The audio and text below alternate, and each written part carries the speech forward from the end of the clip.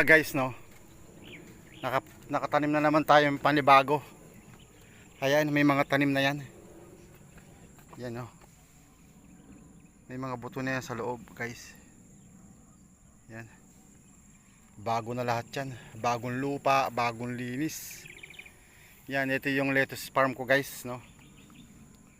Hintayin natin ng 3 days. Ayun yung mga buto. Yan, bali ano niya to, apat na layer, guys, no. Yan, yan, ito, tapos ito, guys. Yan, may ano to, 1,000. Tsaka dito pa sa kabila, yan, no. Tapos na yan, guys, no. Hanggang susunod update ko kayo, guys. Pagod yung lupa kong dalawang sakong 50-50, konti lang natira.